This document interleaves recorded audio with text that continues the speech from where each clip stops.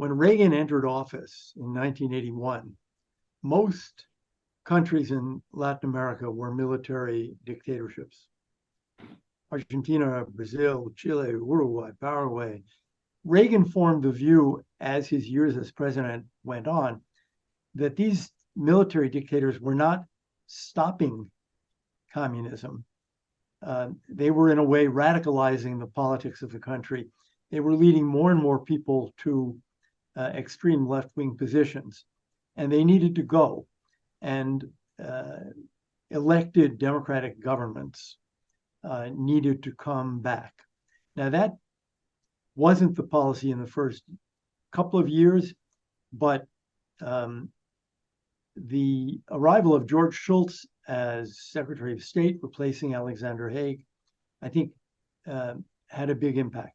Bueno, es un Chile convulsionado porque el año 82 habían partido las protestas y sin embargo la dictadura había reprimido por la fuerza de manera muy brutal esas movilizaciones pacíficas. Y Estados Unidos estaba en un proceso de cambio de su política exterior hacia Chile. Modelo Pinochet estaba tocando fondo, tenía un enorme desprestigio a nivel internacional, venía de sostener enormes y masivas protestas ciudadanas con saldos altísimos de muertos, y quizás lo más relevante es que había una coalición de partidos democráticos que se veía como una alternativa viable a la dictadura. The secretary, at that point, Secretary of State George Shultz, wanted someone who was a thorough professional and who was calm, able to deal with potential crises, and very committed to human rights. Llega a Chile la noticia de que viene un embajador detrás de la cortina. Es norteamericano, pero ha estado siempre detrás de la cortina de hierro y que además estuvo en la India. Todos dijimos, mucho embajador para un país tan chiquito, algo va a pasar. Todos teníamos la sensación que venía un cambio, pero no sabíamos bien qué. Muy joven, saca un máster en estudios rusos en Columbia y luego es destinado a Moscú, donde está alrededor de 4 años en distintos puestos del mundo socialista. Está un par de años en Moscú como segundo secretario de la embajada, a fines de los 50, en una etapa también compleja, pero antes había estado en la Checoslovaquia comunista, en Praga, y finalmente en Bucarest, donde se transforma en embajador. El primer puesto como embajador lo obtienen en la Rumania comunista de Nicolás Ceausescu. Eso le permite a Harry Barnes, como él después lo señala en una entrevista con la Biblioteca del Congreso de Estados Unidos, en una amplia entrevista que sirven más bien como memorias, su conocimiento del modelo comunista y del autoritarismo en cuanto a control de las vidas de los ciudadanos y de las dictaduras en general. Eso como primera cosa. De hecho, él señala que en este testimonio que su tratamiento con Nicolás Ceausescu, donde juega un rol importante ahí, también es un insumo para tratar después con Pinochet, ¿no? Y estos regímenes autoritarios. Entonces, esos elementos de la trayectoria de Barnes hay que tener en consideración. Tiene otras destinaciones, por ejemplo, en la India, de Indira Gandhi a fines de los 70, que también un contexto bastante complejo, comienzo de los años 80. Llega a Chile nominado por la administración Reagan en 1985 con un mandato de efectivamente impulsar un proceso de transición democrática. Él llegó, me impresionó, era un hombre muy alto, tenía un saludo muy especial, daba la mano y la apretaba mucho y tenía una mano muy grande y hablaba muy bajito. Podríamos decir que era un tipo con cara más bien ruda que amable, pero era una persona que jugó muy bien su rol. Era un hombre alto para la media chilena, sobre 1,90 m, por supuesto, digamos. En ese tiempo no había muchas personas altas en nuestra sociedad.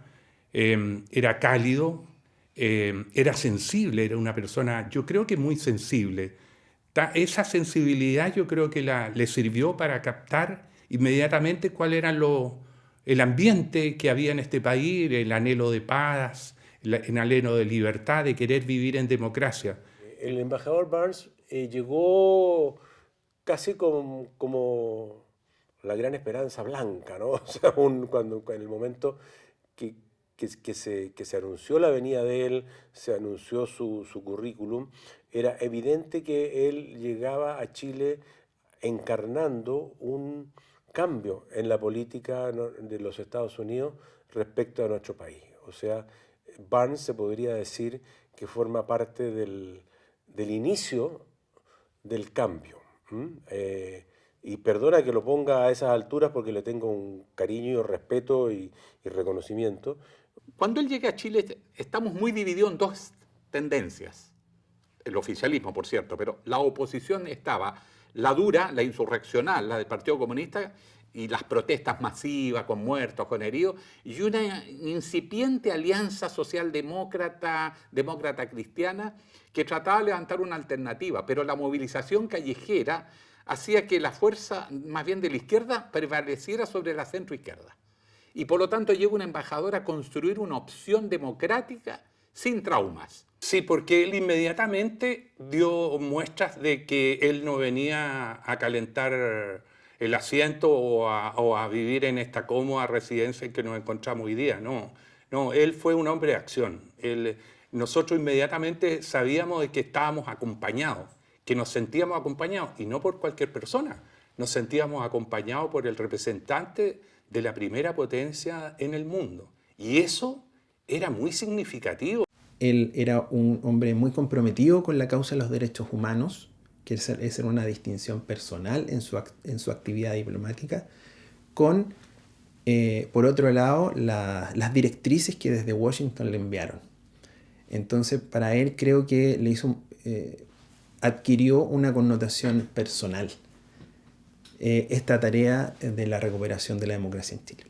Y llega el embajador Barnes entonces a Chile y francamente tiene una reunión con el presidente, con el general Pinochet, y le dice, mire, le quiero transmitir una cosa, que los problemas de la democracia se resuelven con más democracia, le dice. Fíjense que como 2 o 3 días más tarde, Pinochet le pega en buen chileno un guascazo al embajador, diciendo lo siguiente, diciendo, ¿cómo se le ocurre a un embajador estar diciendo de que él tiene que ver con la formulación de la política exterior de su país? Y después agrega, nosotros no somos ni colonia ni esclavos. O sea, le pegó bastante fuerte al general Pinochet. Ya se estaba posicionando, digamos, Barnes con un punto de vista algo distinto del gobierno del presidente Reagan. And my father rarely ever got to meet him again. He might have seen him 3 or 4 times after that. But he was able to meet with the opposition and lower and ministers and other members of the embassy was. Sí, claro, estuvo a punto de ser declarado persona no grata por el gobierno de Chile. No era un amigo del gobierno, ni mucho menos. Y generó varias actuaciones que fueron, digamos, de poco gusto para el gobierno. De hecho, hay una caricatura que él tenía colgada en su oficina que aparece mencionada en muchos artículos de prensa y que es una caricatura donde aparece la moneda y él tocando la puerta y dice cerrado, sin servicio, no insista. O sea, él también era capaz de reírse de sí mismo, no se ofendía, sino que se reía, pues lo encontraba divertido ese tipo de cosas. Él era muy amable, era una persona de una tranquilidad absoluta. Cuando tuvimos algunos problemas, él nunca se desesperó, nunca se puso nervioso y era muy, muy, muy amable. Entonces, él me dijo, la ciudad es bonita, me dijo, me gustó, vamos a tener mucho trabajo. Harry Barnes abrió las puertas de la embajada a la disidencia y empezó a darle un rostro distinto a Estados Unidos. Los chilenos empezaron a recuperar lentamente la confianza en Estados Unidos, que había sido severamente dañada por la intervención de la administración Nixon en contra del gobierno de Salvador Allende, que contribuyó sin lugar a dudas al golpe de Estado y a la instalación de la dictadura. Barnes contribuyó a recuperar esa confianza. Como actual embajadora de los Estados Unidos en Chile, me parece notable reflexionar sobre el contexto único y el conjunto de desafíos que enfrentó el embajador Barnes cuando pisó esta residencia hace casi 40 años. En 1985, cuando Harry Barnes llegó a Chile, inició inmediatamente un cambio drástico en la política estadounidense, denunciando las violaciones de derechos humanos cometidas por la dictadura y defendiendo con vehemencia la transición democrática en Chile. En la presentación de sus cartas credenciales, enfrentó a Augusto Pinochet, advirtiéndole que los males de la democracia solo pueden curarse con más democracia. En ese momento, Harry Barnes se convirtió en un símbolo del renovado compromiso de los Estados Unidos con la defensa y el fortalecimiento de la democracia y el respeto de los derechos humanos en Chile. Para mí es un honor vivir ahora en la misma residencia que Harry Barnes abrió como un espacio seguro para los valientes chilenos que buscaban un cambio democrático y pacífico. He tenido el enorme placer de servir en un Chile, el cual es un modelo de una democracia sólida, un firme defensor de los derechos humanos en el ámbito internacional y uno de nuestros socios más cercanos, gracias en parte a los cimientos que Harry Barnes sentó. Esto es especialmente significativo este año, en el cual se conmemoran 50 años del golpe de Estado en Chile. La valentía y determinación de Harry Barnes continúan sirviendo de inspiración y recordatorio para mí y para otros embajadores de Estados Unidos sobre el papel que debemos desempeñar en la protección de la democracia y la defensa de derechos humanos en todo el mundo. Era una persona que quería aprender y que tenía un gran sentido democrático, de apoyar la lucha democrática más allá de la política exterior de Estados Unidos. Yo creo que iba un kilómetro más allá de lo que era la política exterior de Estados Unidos. Contribuía en lo personal de manera entusiasta a la tarea que tenía. Esta no era un burócrata más, este era un diplomático, un peso pesado que venía con algunas instrucciones difíciles, complejas, para desarrollar probablemente, y confiábamos en eso, una relación entre Washington y Chile, el Chile de la dictadura de Pinochet me refiero, que no fuera simplemente carta blanca para la dictadura y un apoyo incondicional como Washington le había prestado a Pinochet hasta esa fecha durante lo que era el gobierno de Ronald Reagan. Para Washington representaba a Chile una oportunidad para demostrar su compromiso con la causa de la democracia más que con la causa del anticomunismo. Y yo creo que él, como un buen diplomático, en el sentido en que a mí me gusta entender la diplomacia, tomó las iniciativas que impulsaban el discurso que le había planteado Washington, pero que en los hechos significa, como quien dice, ir más allá de las instrucciones sin contravenir las instrucciones. Un diplomático bueno actúa de dos maneras: cumpliendo instrucciones o tomando iniciativa e interpretando las instrucciones. Y esto es lo que hizo muy bien Harry Barnes. Y por eso hay una gran memoria sobre Harry Barnes. But he was a very determined man when he had a course he saw a need to follow. And he could be very stubborn even. Always sort of a gentle stubbornness. He had a strong respect for individuals' dignity, no matter what rank they have, from a vendor on the street to kings and presidents. He treated people equally. Estamos en plena protesta.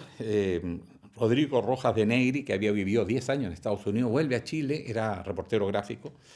Llevaba 2 meses, no llevaba más. Y sale con Carmen Gloria Quintana a cubrir, a filmar, a grabar. y los intercepta una patrulla del ejército. Estaba el teniente Fernández Ditus a cargo de ese comando.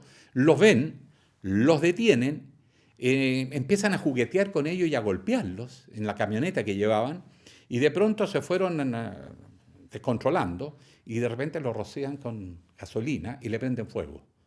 Y gritaban de alegría a ver cómo se quemaban vivos.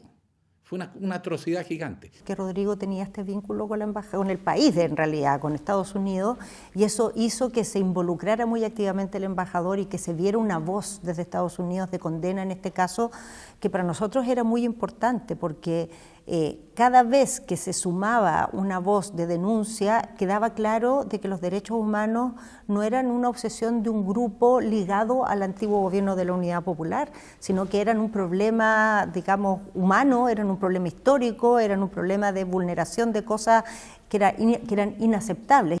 Y Harry Barnes tuvo el coraje, y sin duda con el respaldo, estas cosas no se hacen solos, con el respaldo del Departamento de Estado, de acudir al funeral de Rodrigo Rojas de Negri. Y eso fue verdaderamente una bofetada al régimen. Y se aparece el embajador de los Estados Unidos, digamos, en el sepelio, o sea, digamos, en la ceremonia, con una velita en la mano. Y esa es una foto que circula por todas partes del mundo. Entonces fue muy simbólico, o sea, fue muy fuerte y fue muy importante que fuera el embajador de Estados Unidos, que no fue el único, porque fueron otros embajadores también, pero fue de una gran importancia y ese funeral se transformó en una tremenda protesta estudiantil después. Y el hecho de que estuviera presente en el funeral de Rodrigo Rojas el embajador de Estados Unidos era fuerza para nuestra pelea, era fuerza para nuestra causa y era una muestra de lo brutal que estaba haciendo la dictadura de Pinochet. Lo que le significó severas críticas de sectores del Congreso norteamericano, sectores conservadores. Y yo creo que esos gestos iban creando confianza en la disidencia a la dictadura. Estuvimos en el funeral de Rojas de Negri. Ahí tuvimos que escapar por una puerta lateral, pues teníamos todo chequeado por dónde entrábamos, por dónde salíamos, teníamos todo listo, los autos puestos en diferentes lugares, tomar diferentes autos. Funeral at the cathedral for Rodrigo Rojas, which was basically assaulted by, I guess it was the carabineros, with tear gas, and disrupted the mass. Entonces dijimos, embajador, ahora hay que arrancar, tenemos que salir del lugar. Y ahí salimos con máscara porque ya no se podía respirar. Para él no fue fácil, porque yo cuando estuve en Chile en 1986, cuando me pidió que le ayudara a entender un poco mejor lo que estaba pasando en Chile, en ese mismo momento se aparece el senador Helms de Carolina del Norte, que estaba a cargo de América Latina, republicano de ultraderecha, que llega a Chile y le presenta una espada a Pinochet, lo felicita, digamos, por haber salvado a Chile del comunismo y todo lo demás. Pero al mismo tiempo se lo critica al embajador Barnes y le dice: ¿cómo es posible que el embajador de los Estados Unidos esté aquí, en Chile, apoyando, digamos, a los comunistas, una cosa por el estilo? Yo en ese momento, como un joven, digamos, investigador en la Universidad de Duke, el estado de donde venía el senador Helms, escribí una columna en el periódico más importante del estado, criticando a Helms por eso, porque incluso sugiero de que él está violando la ley de Estados Unidos al tratar de llevar él a cabo la política exterior de Estados Unidos. Y obviamente que estaba muy molesto también el Departamento de Estado y el gobierno de Reagan con lo que estaba haciendo el senador Helms. Pero sin duda alguna que el embajador Barnes juega un papel importantísimo, digamos, en la transición democrática de Chile. Bueno, este era un concierto muy informal, de esos conciertos que brotan después de una jornada muy intensa de trabajo científico, y que un grupo, digamos, de mandos medios del encuentro, habíamos resuelto, después de que terminara este concierto con Arak Pacha, al cual se sumó el embajador, o sea, eso era yo veo su figura acompañado de dos escoltas, llega, ve que estamos todos sentados en el piso y bueno, pues se sienta en el piso y se incorpora, digamos, a esta peña, ¿no? Y se queda hasta el final, los aplausos, qué sé yo, y se va quedando, y se va quedando. Entonces, nosotros teníamos un plan inevitable en Talca, que ir a comer ranas a los bordes del río Claro, actividad completamente informal, y no sabemos si aceptada por el encuentro del medio ambiente, todavía no. Entonces yo le digo al amigo con que estamos organizando oye, ¿vamos a ir a comer rana o no? Sí, por supuesto. Oye, pero ¿qué hacemos con el embajador? Invítalo, po. Bueno, lo invité, qué sé yo, muy, muy respetuosamente, qué sé yo. Por supuesto, aceptó. Y los guardias partieron inmediatamente volando a registrar el local, porque ellos siempre cuando llega un embajador a una ciudad nueva, registran los 2 o 3 hoteles y restaurantes donde es posible que un embajador sea acogido, digamos. No habían pensado que era posible una picada de rana al borde del río. Entonces, bueno, partimos, al rato llegó el embajador y yo me doy cuenta de un pequeño detalle que hablaba muy mal de mi trabajo como relacionador público o comunicador del encuentro, que el fotógrafo no estaba. Entonces le pido a un amigo, le digo, oye, anda a buscar al fotógrafo. No, que está cansado, se fue a acostar. No, levántalo, tráelo, esté donde esté como esté. Porque esto había que registrarlo. Y se produjo entonces una situación ya de una conversación de amigos, porque ya todo el tema protocolar ya estaba bastante deteriorado.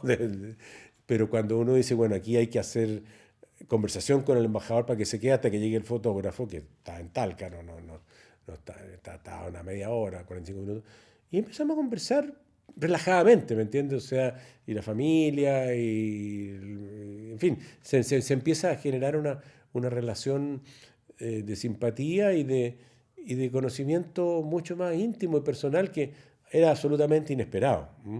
Y ese es un recuerdo de haber estado con una persona que, junto con tener esta investidura y este simbolismo que encarnaba su presencia en Chile, se mostró como una persona sencilla. Bueno, yo creo que por la casualidad de que soy un tipo de Puerto Montt. Puerto Montt es una ciudad en que todos llegan por su condición geopolítica que tiene, y llegó este señor y resulta de que en ese tiempo el único universitario que había, digamos, en Puerto Montt, demócrata cristiano como yo, era yo, digamos, y claro, habían dirigentes, estaba don Sergio Páez, y me invitan a conocer a este señor y le pareció relevante y me dejó invitado a que lo viniera a ver ahí a Agustina cuando viniera a Santiago, cosa que hice, digamos, porque Barnes era una figura importante, digamos, aparte de lo anecdótico de haber conocido al embajador, de haber podido en algún par de oportunidades conversar con él, y que me haya invitado a Estados Unidos en esa visita que invita el Departamento de Estado para ciertos líderes para conocer la realidad y para dar a conocer la situación en que nos encontrábamos. Yo estaba en Viña en un congreso de estudiantes de ingeniería comercial, año 88. Mis padres deben haber sabido que yo estaba en Viña y me logran, debe haber llamado la secretaria del embajador, debe haber llamado a mi casa, Puerto Montt, y le tienen que haber dicho, mire, no está acá, está en Viña, está en un congreso en la Universidad Adolfo Ibáñez, era en la Universidad Adolfo Ibáñez. Y yo logro devolver el llamado, no sé, o me llama la secretaria del embajador, me dice, así como, muy simple, me dice, que el embajador mañana llega a Puerto Montt, yo no sabía que estaba en Concepción, y quiere que usted lo acompañe a cenar. Me voy a Puerto Montt y lo voy a buscar en la tarde, debo haber llegado tarde, y lo voy a buscar a la hora señalada al Hotel Vicente Pérez Rosales, y él, bueno, me saluda de una manera muy afectuosa y partimos raudo con toda su comitiva y la comitiva de la gente que lo seguían, los CNI, la PDI, los carabineros, y vamos a un restaurante Fuente de Soda, y ahí hablamos, y ahí él me pregunta por qué Elwin era mi candidato o un candidato de cierto sector de la democracia cristiana para encabezar digamos, el futuro gobierno, suponiendo que ganábamos el plebiscito y todo lo demás, digamos. Y ahí yo le digo una cosa muy, muy humana al embajador Barnes. Lo recuerdo porque tanto él como le digo yo de que Elwin es una persona amorosa, tierna, un muy buen padre de familia, y ahí ellos dos empiezan a dilucidar esta palabra amoroso, como a traducirlo, qué significaba al inglés una persona amorosa.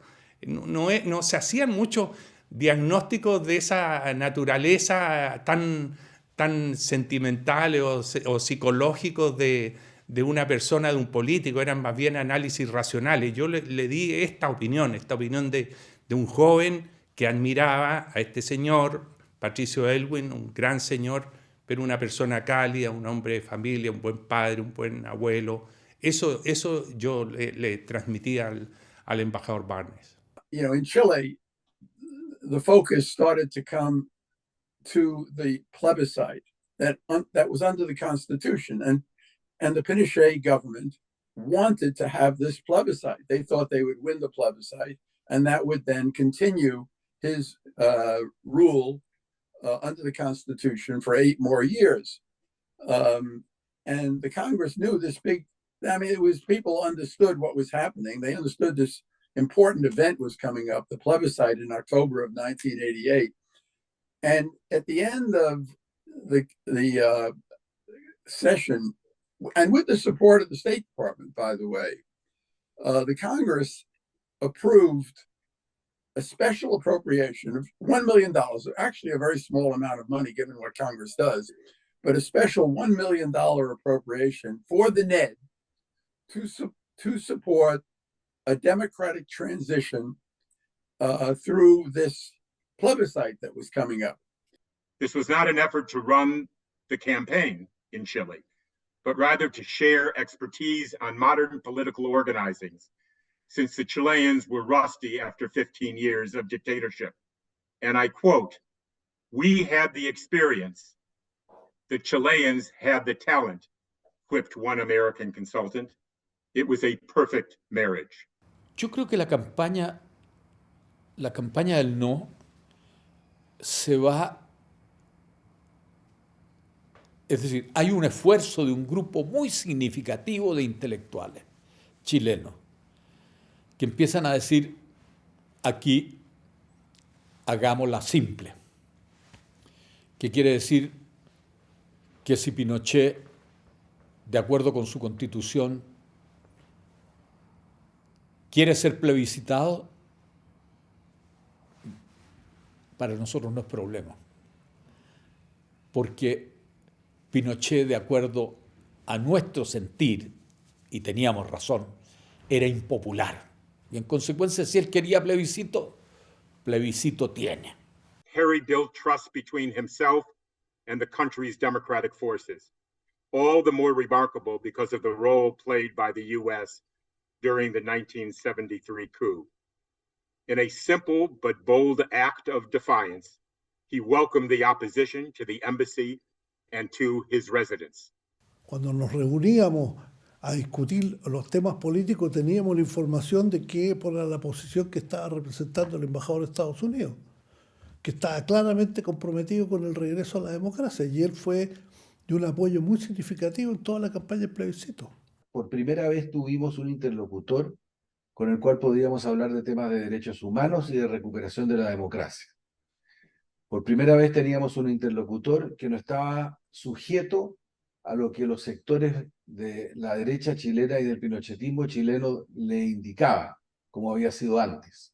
Antes, esta residencia, esta embajada estaba prácticamente vedada para los opositores a la dictadura y más aún para los socialistas, como era mi caso. Harry Barnes abrió las puertas de la embajada a la disidencia y empezó a darle un rostro distinto a Estados Unidos. Creamos una campaña publicitaria notable. La Franja del No fue una bomba, verdaderamente fue una cosa tan bien hecha y tan motivadora.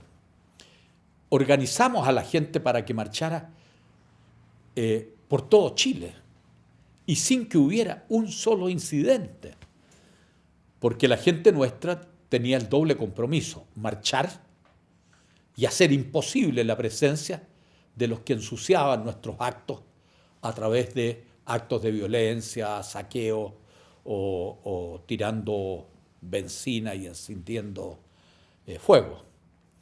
Así que esto fue un camino largo, pero un camino interesante y que dio resultados. Y recuerdo en particular un momento que fue, a mi juicio, clave. Pocos días antes del plebiscito de octubre del 88, del 5 de octubre, me llama Ricardo Lagos, que era uno de los líderes de la oposición, y nos encontramos en una cancha de tenis en La Reina. Y me dice, quiero que contactes a Harry Barnes a nombre de Patricio Aylwin y mío para entregarle información muy importante respecto a un intento de entorpecer el plebiscito si es que el resultado es adverso a Pinochet. Tenemos toda la información. La CNI ha robado buses parecidos a los de Carabineros y con esos buses, la noche del plebiscito, van a provocar en las poblaciones a través de la violencia, de modo de provocar una situación de caos para que se suspenda el recuento de votos y con eso entonces terminar con lo que puede ser una derrota inminente. Fue un día que mi madre se junta con el general Simke. Ella va con Humberto Nogueira, que era el abogado Participa, y en esa reunión Simke deja entrever que esa noche probablemente van a morir chilenos y no van a ser con balas del ejército, van a ser con paramilitares. Entonces mi madre llega esa noche a la casa y ella tenía una máquina de escribir y llegaba siempre a transcribir sus minutas. Y ella ahí cuenta y nos cuenta, le cuenta a mi papá y levanta la alarma o la alerta. Una de las personas que le contó fue el embajador Barnes y también fue a la iglesia a contar. Tomé mi Volkswagen Beetle y llegué a la residencia y Barnes me recibió de inmediato y le conté toda la información. Me dijo, esto es muy grave, hemos recibido otra información. Paralelamente había recibido la información de Mónica Jiménez, que le había transmitido una suerte de advertencia al general Simke, pero yo les trasladé esta información detallada. Y me dijo, vamos a transmitir esto de inmediato a Washington. Yo creo que eso contribuyó a impedir ese intento de fraude, ese intento de entorpecer violentamente los resultados del plebiscito. Así que Barnes tuvo una actitud por lo menos proactiva y yo diría, me atrevería a decir hasta solidaria con el trabajo que estábamos haciendo en el Comando del No para ganar el plebiscito y derrotar a Pinochet con un lápiz. el 5 de octubre habría gran tensión, hubo muchos observadores, hubo muchos observadores que fueron invitados por el National Endowment for Democracy y muchos de esos observadores viajaron a distintas partes para mirar los lugares de votación. Este grupo lo presidía el ex primer ministro de España, Adolfo Suárez, que era una personalidad mundial muy importante.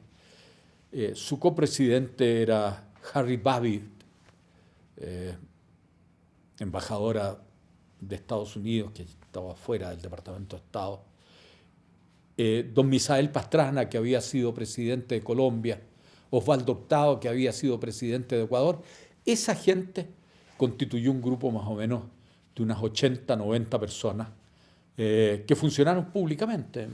Funcionaban en el Hotel Carrera, invitaron a la gente del gobierno, a la gente nuestra, y dijeron que lo que tenían que decir, que su compromiso era con una elección libre y honesta. Francamente, si no hubiese sido por el hecho de que estas misiones de observación, que el embajador también había apoyado, hubiesen llegado a Chile, el resultado habría sido distinto. Porque francamente cuando se empezó a ver de que estaba ganando el no, y eso, ¿de dónde sale eso? Porque mucho del apoyo internacional, incluso de Estados Unidos, fue para que se hicieran conteos rápidos, para que efectivamente se supiera lo que estaba pasando con, digamos, la elección, si francamente iba a ganar el no o si iba a ganar el sí. Constituimos un aparataje para un conteo paralelo, mesa por mesa, 23.000 mesas, en las cuales habían unos 70.000 apoderados, todos con sus manuales, sus formularios, varios centenares de miles de personas, porque no solo se trataba de los que tenían que estar de apoderados, sino además de los que tenían que recoger esas actas, llevarlas a los lugares de acopio, de los lugares de acopio trasladarlas a las capitales de provincia, de las capitales de provincia trasladarlas al comando central.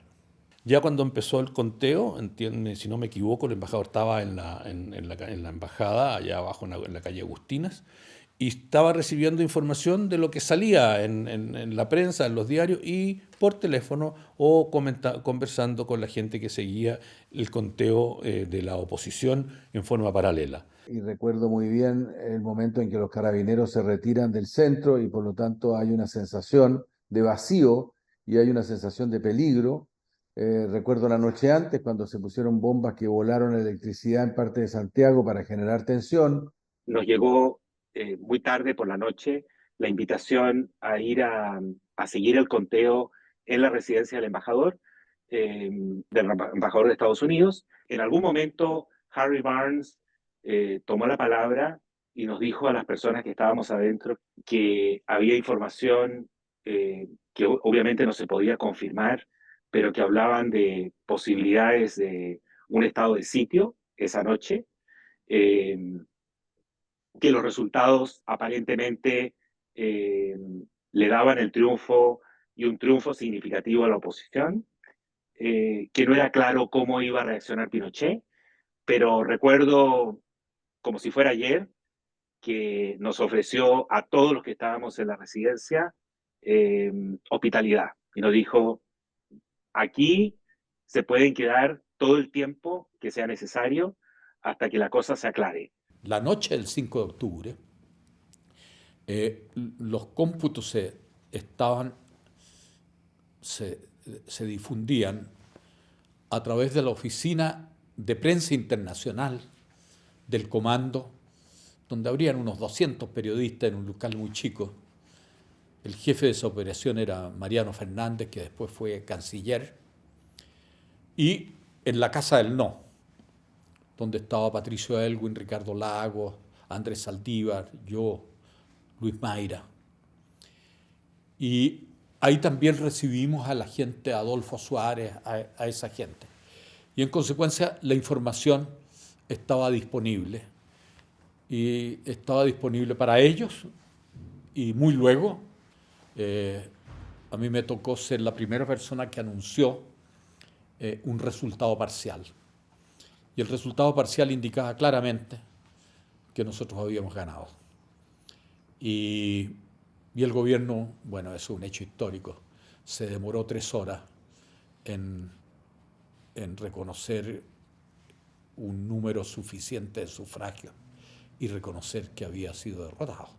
Recuerdo que estaba a punto de entrar al edificio donde Fernando Matthei dice públicamente que, según él entiende, ha ganado el no. Obviamente que esos eran insumos que nos generaban una enorme alegría, pero al mismo tiempo subsistía la enorme incertidumbre, la gran incertidumbre si Pinochet aceptaría o no los resultados. Pero estuve hasta altas horas de la noche cuando desde allí nos enteramos que los resultados habían sido reconocidos por la Junta, incluyendo por Pinochet. Esto fue portada en todos los diarios del mundo. Y no, fue un hecho. Y además de eso, al día siguiente se hizo una celebración donde la gente salió a la calle. La Alameda fue inundada de lado a lado con gente que iba con niños.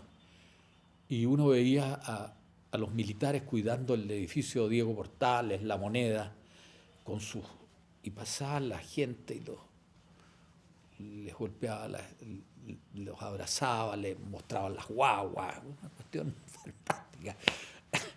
Fantástica, no hubo ningún desmán, no hubo un saqueo, no hubo nada. Y eran cientos de miles de personas. El embajador terminó su misión poco después, yo creo que en diciembre del año 88, o en noviembre del año 88, fines del año 88, y regresó a Estados Unidos. Pero él volvió a Chile. Que cuando asume Patricio Aylwin, él personalmente lo invita a Harry Barnes y él viene con muy bajo perfil. Y ahí lo vimos a él abrazando al presidente Aylwin. ¿Celebró? Sí, se celebró con tranquilidad en la embajada. El personal que estaba trabajando sintió que había sido una tarea bien hecha y lo celebramos como tal. Se hizo esta suerte de excepción de invitar a este embajador por parte de Patricio Aylwin, y me acuerdo de haber conversado brevemente en el estadio con él. Estaba también Edward Kennedy como invitado también especial de Patricio Aylwin y del comando, o más bien de la entonces concertación de que empezaba a surgir. Pero no me acuerdo, más allá de las expresiones de felicidad por haber culminado exitosamente ese proceso, que era muy difícil, porque había mucho escepticismo respecto a que pudiéramos derrotar a través de un plebiscito al dictador y que el dictador entregara el poder. My father would want it he would want to be sure that the recognition for what happened goes to the Chilean people, not to the U.S. ambassador there. He very much believed that it was, a demonstration of national solidarity and courage that made it succeed, and he was honored to be able to assist that, but he was not the protagonist. La visión que nosotros teníamos como generación, como personas que vivimos y sufrimos del golpe y vivimos la muerte de personas cercanas a nosotros, o las amenazas como las que sufrió, por ejemplo, mi padre, de asesinato que ocurrieron en Estados Unidos en esa época. La sensación que en Estados Unidos había un mundo entero que solidarizaba con nosotros, que compartía nuestros valores, que compartía nuestras esperanzas de democracia y de derechos humanos. La manera como el embajador Barnes representó eso en Chile fue una manera extraordinaria. The government of Chile presented Harry with this Merit Award.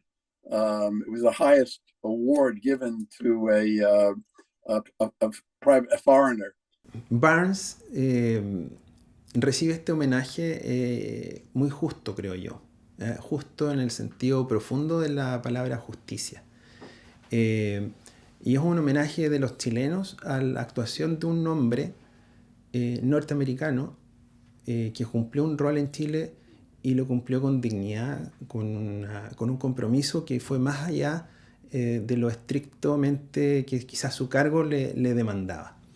Harry Barnes was not only a diplomat, he was a diplomat with a strong moral conscience, an ethic of solidarity and love, I would say.